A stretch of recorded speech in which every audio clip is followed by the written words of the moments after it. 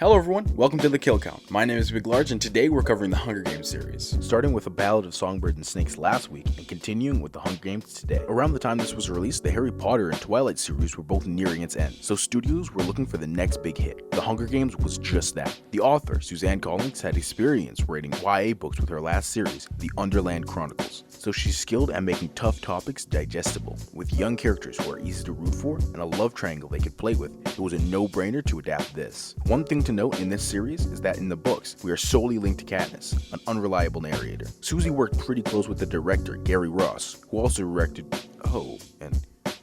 to add some world building and extra scenes that weren't in the book. It's also a double-edged sword though, because in exchange for world building we miss a lot of insight into Kat's character, like how her dad taught her how to hunt and swim, and how low she sees herself despite being a huge threat. An interesting fact to add is that Suzanne was accused of stealing the plot from Battle Royale by Kushin Takami. Even Tarantino called it out. In response, she said that she only heard about the Japanese book after completing the manuscript. Her real inspirations were Greek stories like Theseus and the Minotaur, in which 14 kids of both sexes are sent down to the Minotaur to their deaths as revenge. Sound familiar? Another influence for her dystopia was the one they were living in at the time. She thought it was so jarring to see Iraqi war footage on the news back to back with trivial reality TV, so she had to mash the two and put it in her book. Even Stephen the King came to her defense and said the idea of sending kids to their death for no good reason wasn't invented in 1999. This is the start of an amazing series filled with high-stakes action, heartbreaking moments, and a pointed deconstruction at the world we live in now. I already explained the world building in the last movie, so I'll just jump into the plot. When an antisocial girl volunteers for her sister in the Reaping, she must navigate the showmanship of the Hunger Games to attract sponsors and use her adept hunting skills on human beings, all with the help of her fake boyfriend Peeta and the barely functional alcoholic Hamish. Oh, and Effie's there too, shouts out to her. Let's see how many seeds get reaped and get to the kills.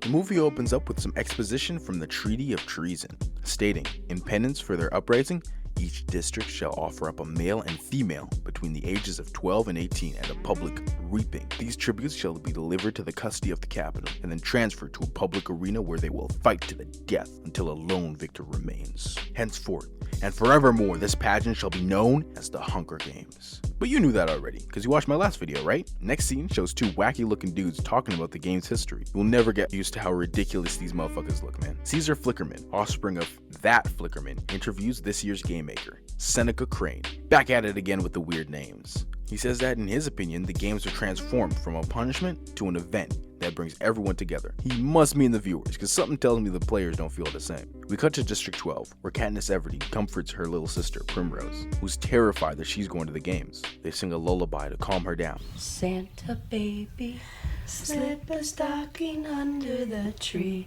for me. I've been an awful good girl. And she leaves to go out. On her way, Prim's cat hisses at her, and she threatens to cook it. They give us a tour of District 12, and we get a look at just how disheveled the whole place is. It's the future, but it looks like it's been set back 200 years. She goes past the district boundary and tries hunting a deer. She has her arrow trained on one, but doesn't take the shot. After a montage exhibiting her adept hunting abilities, some himbo comes through the bushes and scares off her dinner. He says that she was too weak to do anything with it anyways. And to set things right, he scares off some birds and she shoots it down in the air. God damn! And all is well. She mentions that she was gonna sell the deer to some peacekeepers to make some money, but it just makes you think, like, even though they're on the powerful side of history, they have to scrounge around for food just like them. It makes me think how even though they took over Germany, their soldiers were so broke they were barely eating and had to turn off their cars to save on fuel. Anywho, their chat is interrupted by a big ass flying ship passing by. While they're chillaxing, Gale throws out a protest idea where everyone just boycotts the games, to which Katniss laughs at. He brings up the idea of just running away, but she shuts that down too. Then he pulls out some bread, saying it cost him 42 entries into the games. It's not really expanded on in the films, but every time a family puts their child's name in the draw, they get about a year's worth of heating and food. So the big or poor families most def put their names in more. Later, in the D12 market, Homegirl trades beads for yarn and picks up a Mockingjay pin. She asks the price and the trader gives it up for free. After a shower, Catnip and Prim get dressed and ready for the reaping. Before they go, she gives her the pin for good luck. Before they register, Prim fizzes up when she sees they gotta prick her finger and draw blood. Although they never say her name in the movie, the announcer Effie comes out and says the line, and plays a propaganda film narrated by President Snow that whitewashes the revolution and portrays the Hunger Games as mercy. Then she starts picking names out of a bowl, starting with girls. Primrose Everdeen is chosen! and makes her way up to the stage. Immediately, her older sister volunteers to go instead. First time someone in 12 ever did that.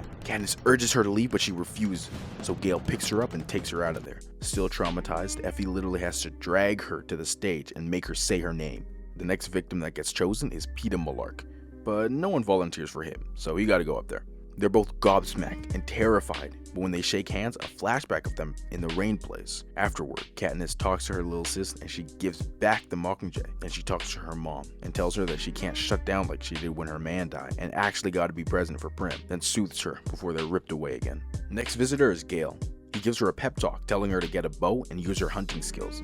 She tells him she only knows how to hunt animals, and he says game is game. Then says, "Damn, he just got there!" He gets ripped away too. On the way to the capital, Effie gasses up their train, but Catnip tunes out to focus on what's to come. The peacekeepers escort them there, and they walk in to see decadence in its purest form. An abundance of food with marvelous decoration. Miss Effie Trinket lectures them on how despite the brevity of the trip, it's a wonderful experience. Then fetches their mentor, Haymitch. Peter tries talking to her, but all she can think about is that moment in the rain. They're supposed to be like 11 here, but they're still played by the 19 and 20-year-old Josh and Jen. Then they're greeted by the critical drinker, Haymitch Abernathy. Peter asks what the plan is, and he says, make peace with whatever god they worship and that he can't help them. But she asks why the hell he's here. He just says the refreshments. While Pete tries talking some sense to him, Katniss watches a program about the other victors, and she sees the world of hurt she's in for. It's either she's picking up a brick to end someone's life, or she's the one getting bricked. She turns it off to go to the other room, and finds her mentor and fellow's tribute discussing strategies without her. When she asks good questions like how to find shelter, he acts all dismissive and enjoys his meal. Since Woody Harrelson is a vegan in real life, all Haymitch eats in these movies are desserts and veggies. When he reaches for some jam, she strikes where his hand was supposed to be, with Effie crying out for the mahogany table. You see, previous winners become mentors for the next Hunger Games, and he's literally the only winner for District 12 that hasn't been scrubbed from history. So he has to mentor both kids. Not only has he experienced the horrors of the game firsthand, but he's had to watch the people he's supposed to coach and help get cut down year after year since he was a teen. No wonder he's so numb and apathetic. He takes a page out of Coriolanus' book and says what you really need to survive is sponsor and to be likable. Because they donate, the mentors can send them food, water, matches, and any other life-saving items. As their train comes into the capital, Peeta gazes in awe at their structures. They hear some commotion outside and find out everyone's making that noise for them. While Peeta embraces the spectacle and waves back to the fans, Katniss stays back, disgusted and confused about this whole thing.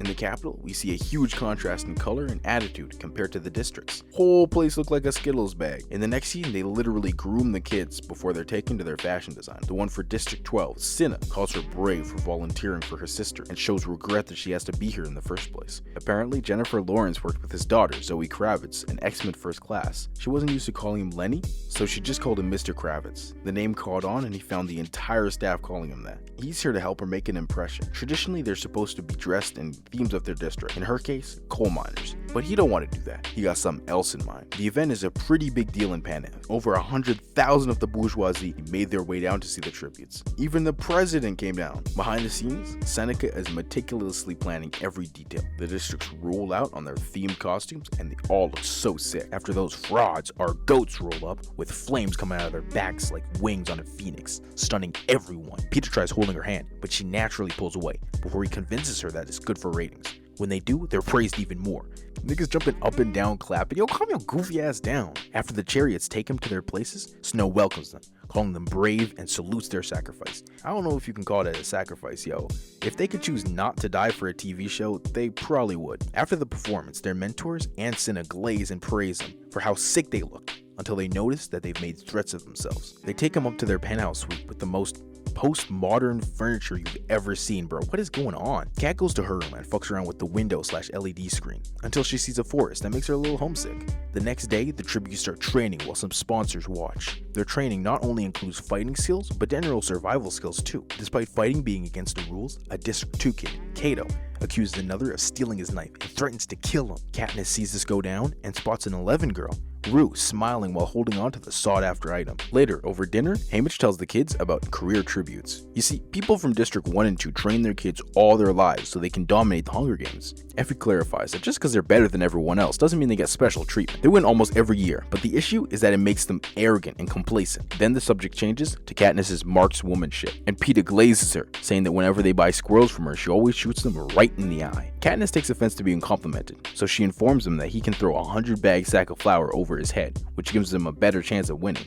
In the books, he's actually pretty strong, having placed second in a wrestling tournament in his high school. But I don't think that fighting style is suited for an arena where they fight with weapons like this, though. After some back and forth, he yells he has no chance of winning, which causes an awkward silence. Before he left, his mom told him that District 12 might finally have a winner, not talking about her son. In the books, it's mentioned that he had a tumultuous childhood with abusive parents, so he had to learn how to be a people pleaser to survive. After Peeta storms off, we see a flashback, like earlier, where his mom berates him for burning some bread. He sees Katniss bumming around, so he gives her one of the loaves. Later at training, while the careers kick ass, Peeta falls and hurts himself. To avoid looking like easy pickings, Katniss tells him to show off his strength. Holy shit! Which changes their tunes. Next, he impresses Katniss with camouflage paint with skills he learned decorating cakes. While they do that, Haymitch watches in disgust as two kids play Hunger Games. Tomorrow is evaluation day, where sponsors try to look for promising tributes to, well, sponsor, so Hay implores them to make a lasting impression on him. For Katniss's talent, she uses the bow and arrow. She misses her target's head, so the sponsors laugh at her. She's from D12, so their standards are already low as fuck. They're more interested in the pig on the table than the girl right in front of them. She wants their attention, so she shoots an arrow through the apple in its mouth, then does a sarcastic little bow.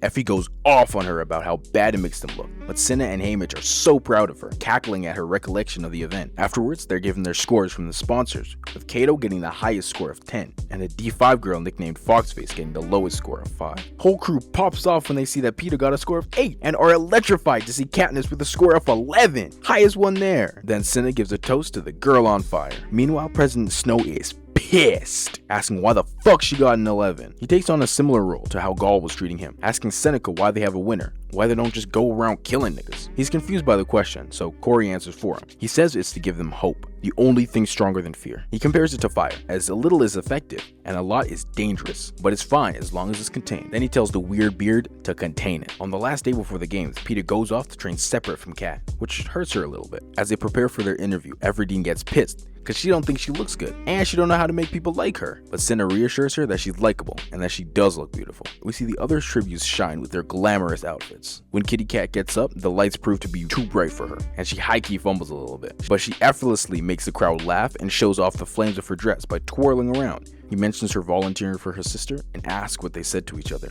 When she says that she told her she'll try to win, the crowd roars in excitement. Next is Peeta's turn, and he instantly has the crowd in the palm of his hand. Then the flick asks if he got a girl. Nigga, the flick? It sounds like a venereal disease, yeah? He says no, but he's got a huge crush on this girl from his district. Caesar tells him to win so he can get back to her, but he says that won't do none, because she came there with him. Caesar gives him a somber goodbye, and he gets back down, only to get jumped by Katniss. She's furious with him, because he trained separate from her, and then he claims to be in love with her? But Haymitch comes in between them and says it's just a stupid TV show, and that he's just trying to do it for their sponsors, so shut up and play along. Since tomorrow is a public execution, she has a bit of trouble sleeping, so she leaves just to find her pal out his room with the same issue. They stare wistfully outside, and wish each other good luck for tomorrow. In the morning, Haymitch tells him not to go to the cornucopia, instead tell her to run for the woods. Next, they get trackers put in their arms. Before she goes, she gets a visit from Cinna, who gives her a windbreaker with the Mockingjay pin. They're lifted into the area, and we see everyone get ready for what's about to come. So much classier than how they did it the years before, eh? As the starting pistol fires, we see 7 people get cut down as they try to get supplies. Kat manages to swipe herself a bag and almost get killed for it, but a girl takes care of him for her, then targets her next. In the corn's horn, a kid hides and watches as Cato slaughters a helpless trooper. He leaves while his back is turned and regrettably gets cut down all the same. When she reaches into the woods, she bumps into Foxface, but they don't hurt each other,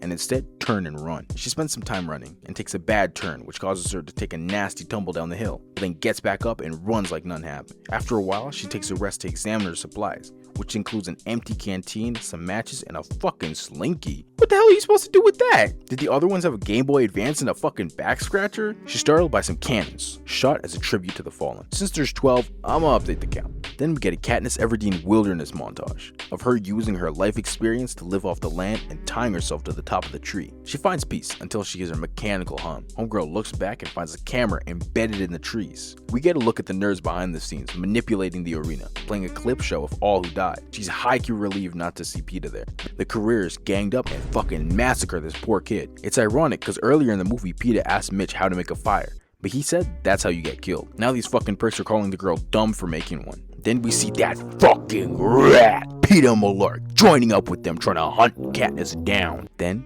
she overhears them saying that they're gonna kill him after he finds her. Later, since she's too close to the edge, the nerds light a forest fire to keep her from camping. Like the storm in Fortnite. They spawn a bunch of shit to slow her down, like fucking fireballs and falling trees. Literally, how are you supposed to train for this? I mean, hey, it's interesting, but that shit is not fair. A fireball singes her, but she keeps going, landing into a pond. The bullshit does not end there though, because the game makers lead her right into the careers. They chase her into the woods, so she climbs up a tree to escape. Kato climbs up after her, with the other fuckers cheering on, but his big goofy ass grabs onto a bad branch that sends him to the ground. They try hitting her with her signature weapon, but fail, leading to her suggesting throwing the sword next. Peeta uses his amazing people skills and masterful intellect to suggest just waiting until she comes down. Crazy how the best of the best tributes all have blue eyes and blonde hair. Suzanne, what did you mean by this? Also, I can't ignore it anymore. Yes, that is Jack Quaid. This is his first role ever. It's so distracting after watching The Boys. While they're waiting her out in the nighttime, they make a camp and just chill around that hoe. Normally, what the careers do is pick off the other districts together and then run the ones until they have a winner. Kat dozes off until a drone lands right above her. It's some topical cream from Hamish for her burn. Earlier next morning, while everyone sleeps, Rue greets Kat and signals the tracker jacker nest above her head. The jackers are a mutation of wasp whose stinger holds a life-threatening poison that induces nasty hallucinations. She climbs up and tries to cut the branch while the hive is on, getting stung a bunch in the process. She cuts off the branch and it explodes when it makes contact to the ground, sending them running like, well, children. Kit Kat climbs down but misses a step, causing her to fall on her ass. She gets up, tripping hard, and stumbles upon the dead body of a tribute, whose tracker got jacked. If she doesn't lock in, that could be her too. I really love the editing with the effects, yo. She sees that homegirl got a bow, so she rips out her bumpy ass, stung ass hand. As she limps away, she hallucinates Peeta telling her to run, and Caesar explaining the symptoms to her. The effects take their toll on her, making her pass out right then and there. Rue knew exactly what she was doing. While unconscious, she has a traumatic nightmare depicting her father's death in a coal mine. I'm not going to count the kills here for a few reasons. It's a hallucination, so it could be playing it up for effect, and in the book it's shown that Katniss is an unreliable narrator. Her dad used to take her out to hunt with him, which is where she learned all those skills like swimming, archery, and how to stalk prey. When her dad died, her mom went on catatonic, which is shown better in the book. Mom, reaping, going now! So she had to devote all her time into providing for the family. When she wakes up, her swords are covered in leaves. She finds her guardian angel watching her behind a tree, kinda like how she was in training. She assures her new friend that she's not a threat, and they share a meal together and debrief. Rue lets her know that she was out for a few days, and that 2 people got murked. A girl from 1 and a boy from 10. I assume she's talking about the sting victim here. Kat asks about Peeta, and is informed that he's alright. Homegirl tries getting the tea on her and Peeta, but she probes for more info. She just tells her that the careers gathered up their supplies at the cornucopia as a little trap, and after they spend the night together, they gather foliage for a fire. They have a plan to lure out the sweats and destroy their stuff. Rue comes up with a call to sing if they're in trouble, and it wakes up the Mockingjays who repeat it back to them. Apparently that's the tune they play in District 11 to let the workers know it's home time. Before they part, they hug one last time and vow to see each other for supper. From the bushes, she sees the careers fall for the fire trap, but it seems like they're smart enough to have one stay back and stand guard. Little does she know, their stash is protected by mines. Seems like one girl figured it out though, playing hopscotch around them and swiping some supplies right from under that nigga nose. Katniss spots a bag of apples and devises a genius plan. She shoots the bottom of it and they all roll into the mines, blowing the whole thing up. While Kato beats the kid for lacking, Katniss steps on the gas and skedaddles. She comes back to the fire to see it extinguished and hears Rue calling for help. She frees her from the trap and they share another hug. In a game of death like this, as quick as security is earned, it can also be ripped away. Huey's character jumps out and throws a spear, but Katniss shoots his ass dead. When the dust settles, we learn that Rue caught it with her chest. Katniss assures her it's gonna be okay and tells her plan went perfectly. Right after that, she tells her that she has to win the games. While she sings to her, we get a POV shot of her fading into the great beyond, and Kat tearfully crashes out. Bro, why the littlest ones from 11 always getting picked? Rue, Dill, come on now. Bro, you're asking why the second poorest district has the weakest girls?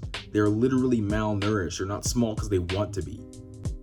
Anyways, to honor her fallen friend, she makes a beautiful bed of flowers around her body. When she gets up, she does the District 11 hand salute to the camera. The people watching in 11 deeply admire the respect shown to their tribute, so they salute back. This inspires them to ride into the night, destroying the grain they produce, setting offices ablaze and jumping the peacekeepers. They call them the PKs, and they hose them down like they did our grandparents and beat the fuck out of them. Where was you? I had to go back to the apartment because I forgot my raincoat. This nigga went to get a motherfucking raincoat. While Kat breaks down crying because of, well, you know, Haymitch pleads with Crane not to kill her immediately. That instead of giving them something to be angry about, give them something to root for. We go from Mitch trying to convince Seneca to Seneca trying to convince Snow. He shuts it down immediately, saying he hates underdogs.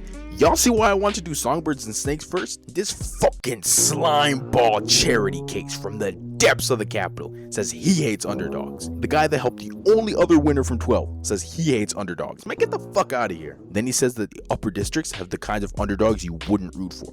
All this nigga did in 12 was sing and dance, play and have fun, and shoot women. What the hell does he know? Then he finally tells them to be careful. Out of nowhere, they change the rules, saying there can be 2 winners as long as they're both from the same district. So she immediately starts looking for P-Dog. She uses what her father gave her to track him down, and what the hell? Apparently, he used the mud around him to disguise himself like that. What kind of cakes were they making? He got a nasty injury from a sword, which Katniss treats. I assume Cato turned on him. Despite his pleas, she refuses to leave him. They find a nice cave for him to hide in while he heals, and she tells him they'll figure something out. And then kisses him on his nasty ass cheek.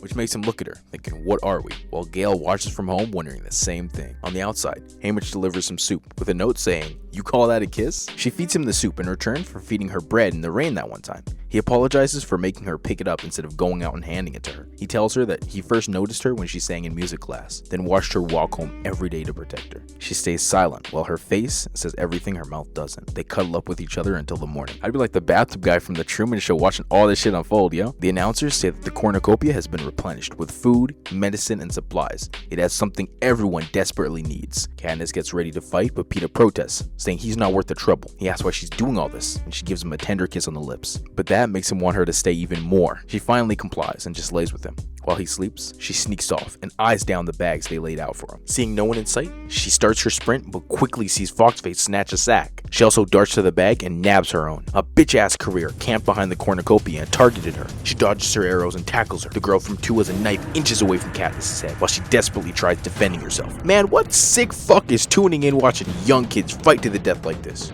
She pins her down and clowns on her, asking where her man at, and proudly boasts about killing her. Thresh, the boy from 11, catches wind of this and grabs her hoe ass, slams her against the wall while she begs for Cato to save her until she goes quiet. He turns to Katniss and says he'll spare her for now. She returns to the cave to a furious Peeta, upset that she lied. She ignores his complaints and just treats his wounds. They use some sort of magic healing jelly on both their scars. The next morning, they're just healed. While walking through the hoods, they talk game, theorizing that Cato's gonna be at the cornucopia, Thresh is camping, and Foxface, well, who knows. They plan to start hunting, and Peeta jokes about taking the bow. A cannon fires in the background, and it sends her into a frenzy. She frantically searches for Peeta, thinking it was him that was just called. It's a good thing she found him too. His dumbass was picking nightlock berries. They find Foxface's corpse.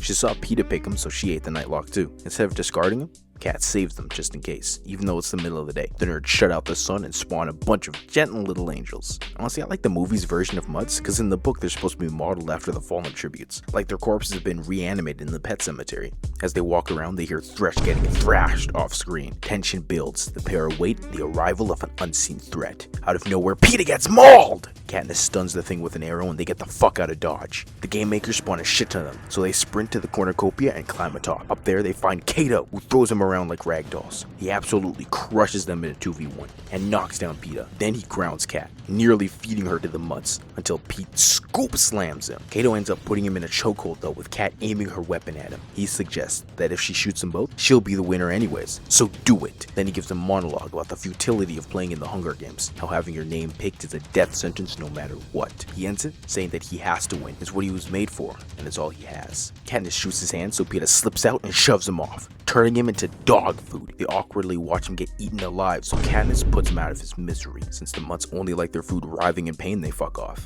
As they hug each other, fortunate to be alive, the game makers set the time to day. They wait to be crowned as victors, but instead the voice comes back and says, "Remember the rule about the 2 victors? Yeah, well, fuck you. We change our minds. Kill each other now." While Katniss readies her weapon, Peeta volunteers to give his life so she can leave. She throws down her bow and says, "Fuck that," and pulls out the nightlock. All of Panem watches as they get ready to commit double suicide. They bring the berries to their mouth and the voice frantically begs them to stop before announcing them as the winners of the Hunger Games. Later, Katniss chats with Haymitch about the Capitol's reaction. They're furious that they were taken down by a couple of rubes from fucking 12. While Kat scoffs at it, Mitch says this shit is not a joke. They take it so seriously that they lock Seneca in a room with the same nightlock berries. They come up with a story to tell the media to warrant that kind of action, and they tell it on the Flick show. They yap about their made-up love while the crowd just eats it up. We get a montage of their press tour, and the movie ends with Snow watching in anger as the public adores them. Let's see how many trumpets played and get to the numbers. 23 people died in the entire movie.